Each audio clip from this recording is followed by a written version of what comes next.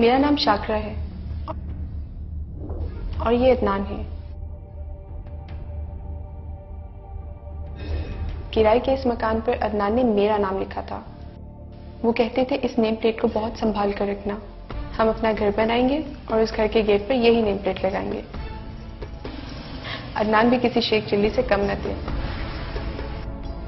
अदनान मुझे बहुत चाहते थे, अपनी जान से भी ज्यादा।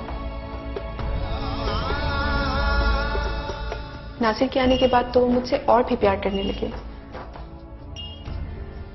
वो नासिर को डॉक्टर बनाना चाहते थे, लेकिन मैं लंबी उम्मीदें बांधने से घबराती थी।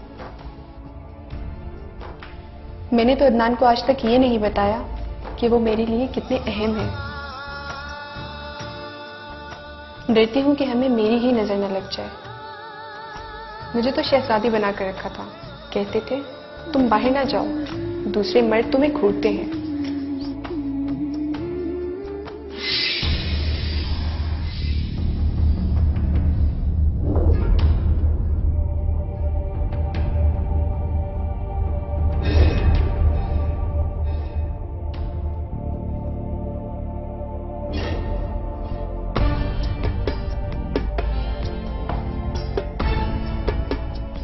कितनी अजीब बात है कि जिस मंजर से हम डरते हैं उस मंजर का सामना हमें जरूर करना पड़ता है। ऐसा क्यों होता है?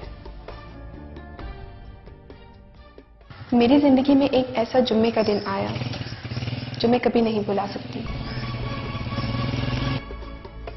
अदनान तैयार होकर जुम्मे की नमाज पढ़ने निकले। उस वक्त मैं भी मुसलमान थी, जाए नमाज पर इबादत कर रही थी और अचानक हमारी दुनिया ही बदल गई।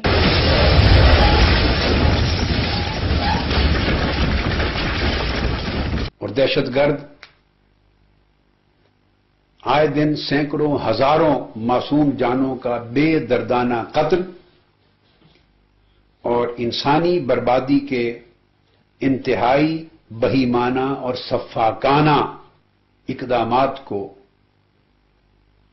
नाजायज तौर पर जिहाद के साथ मिला देते। मस्जिद में कुछ लोगों ने जन्नत में जाने की खातिर नमाजियों पर गोलियों की बौछार कर दी और फिर एक ऐसा धमाका जिसने अदनान को हमसे हमेशा के लिए जुदा कर दिया। अल्लाह के मानने वालों ने अल्लाह ही का नाम लेकर मेरे अदनान का कत्ल कर दिया। मुझे इन कातलों के मजहब से और उससे जुड़ी हर चीज से नफरत हो गई है। मत पढ़ो नमाज। यहाँ नमाज के बहाने लोगों को कत्ल किया जाता है। ये इबादत गाह नहीं, कत्ल गाह है। चले जाओ तुम यहाँ से, वरना तुम भी मारे जाओगे।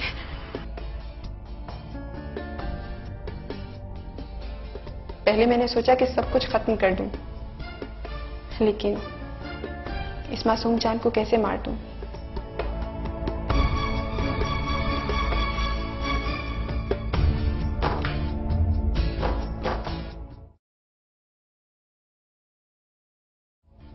आज मैं मुसलमान नहीं हूं और अब बड़े घर में रहती हूं।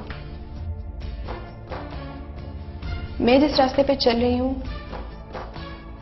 इससे अदनान बिल्कुल भी खुश नहीं होंगे। नासिर भी मुझसे खुश नहीं है।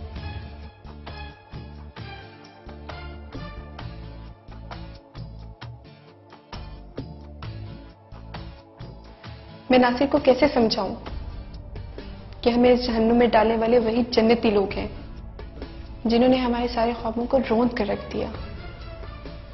मम्मा कौन थे? मैंने कहा था ना मुझसे ऐसे सवाल ना पूछा करो। ये अंकल थे, हमारे साथ जहन्नुम में होंगे।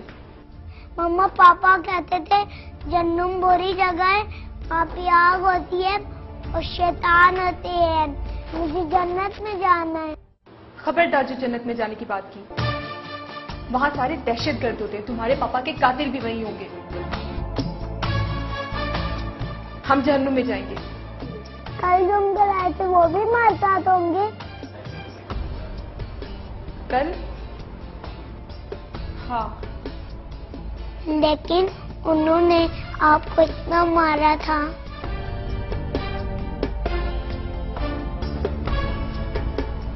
तुम्हें कैसे पता चला?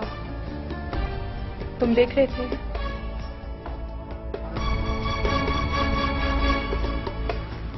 बेटा अब यहाँ कोई नहीं आएगा।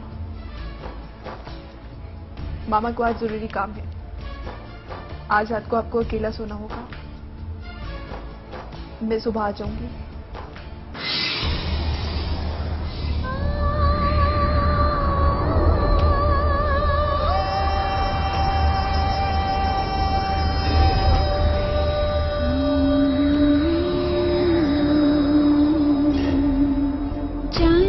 मुझको जलाती है, क्या क्या रूप दिखाती है। मुझ पे भी तो साए थे, सुख भी मैंने पाए थे। दुख की कैसी हवा चली,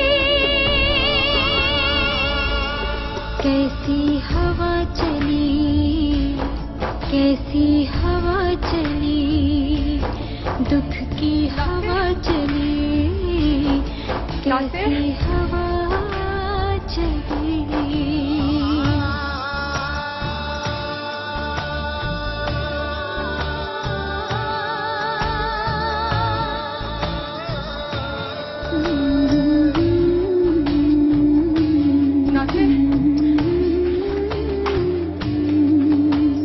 खुशियाँ जब भी आना चाहे, छूकर मुझको सब छुप जाएं। खुशियाँ जब भी आना चाहे, छूकर मुझको सब छुप जाएं।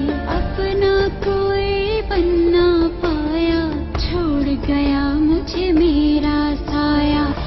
ये मुझे बाहर सड़क पर घूमता हुआ मिला। मैं इसे फौरन ही पहचान गई और अपने घर ले गई। बहुत शुक्रिया। मेरा नाम कनीज फातिमा है और मैं सामने वाले घर में रहती हूँ। ये अकेला इस घर में घबराता है। अगर आपको कहीं बाहर जाना हो तो आप इसे मेरे पास छोड़ के जा सकती हैं। मम्मा मम्मा, आंटी ने मुझे बहुत सारी कहानियाँ सुनाई। पापा की तरह कुरान शरीफ है। ये आपने ठीक नहीं किया। हम मुसलमान नहीं हैं। जाओ बेटा, रखिए। आप आइंदा इसे अपने घर ले जाने की जहमत ना लें तो बेहतर होगा। हम मुसलमानों के यहाँ का पानी भी पीना पसंद नहीं करते।